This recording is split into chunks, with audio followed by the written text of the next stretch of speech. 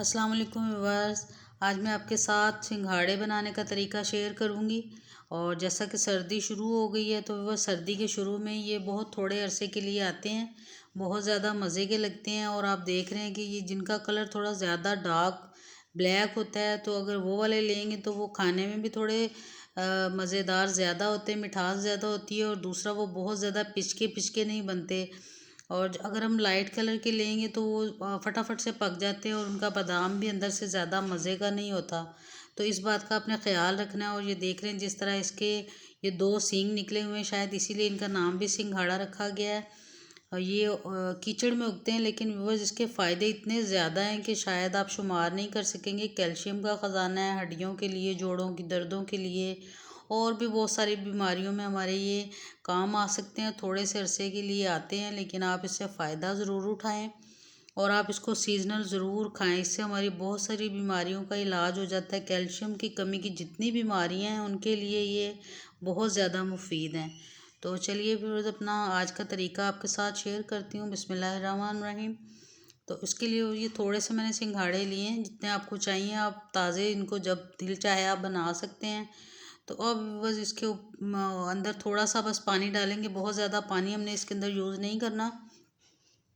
और अब इसके ऊपर ढक्कन लगा देंगे और बिल्कुल जादू की तरह हम इसको बग़ैर चूल्हा जलाए और बग़ैर इसको उबाले तैयार करेंगे। तो बस ओवन के अंदर मैं इसको रख रही हूँ पूरे 20 मिनट के लिए। अगर आप चाहें तो लगातार 20 मिनट के लिए इसको रख दें। मैंने 10-10 मिनट लगाने के बाद अब पूरे 20 मिनट हो गए थे, तो अब इसको एहतियात के साथ बाहर निकाल लेंगे। काफ़ी गर्म है ये, तो अभी मैं इसको कपड़े के साथ निकालती हूँ। हाथ जलने को है, इसलिए थोड़ी एहतियात के साथ आप भी इसको पकड़िएगा। और अब बस इसको एक दफ़ा मैंने चेक कर लिया था, अच्छी तरह से गल गए हैं और पूरे 20 मिनट लगाए हैं इनको मैंने। और मैं आपको दिखाती हूँ कि ये कितने ज़बरदस्त गल गए हैं। अक्सर औक़ात जब सर्दियों में हम लोगों की गैस चली जाती है तो तब भी आप इनको एंजॉय कर सकेंगे।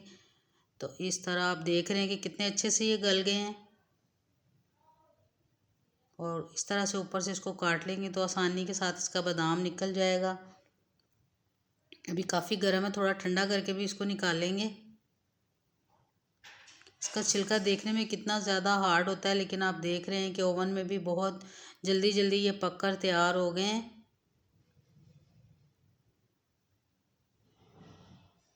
ये काफ़ी गर्म है, थोड़ी छीलने में दिक्कत आ रही है, तो इसलिए सबसे पहले इनका पानी निकाल के इसको अच्छा सा मैं ठंडा कर लूँगी। और थोड़ा सा बस इनको मैंने ठंडा कर लिया, तो अब फिर मज़ीद मैं आपको काट के दिखाती हूँ कि ये कितने अच्छे गले हैं, आसानी के साथ कट रहे हैं। और इसका बादाम भी बिल्कुल खुद ही निकल रहा है। लेकिन इनको बॉईल करते वक्त व्यूअर्स आपने एक बात का ख्याल रखना है कि आपने ढक्कन लगा के इनको बॉईल करना है। इनको आपने ढक्कन खुला छोड़ के ओवन के अंदर बिल्कुल बॉईल नहीं करना, फिर ये अच्छे से बॉईल नहीं होंगे, इनकी स्टीम नहीं बनेगी। और दूसरा व्यूअर्स आपने बहुत ज़्यादा सिंघाड़े एक ही टाइम में ओवन में नहीं रख देने। इस तरह से छोटे से डिब्बे में अगर आप डाल के रखेंगे तो ज़्यादा अच्छे बॉईल होंगे।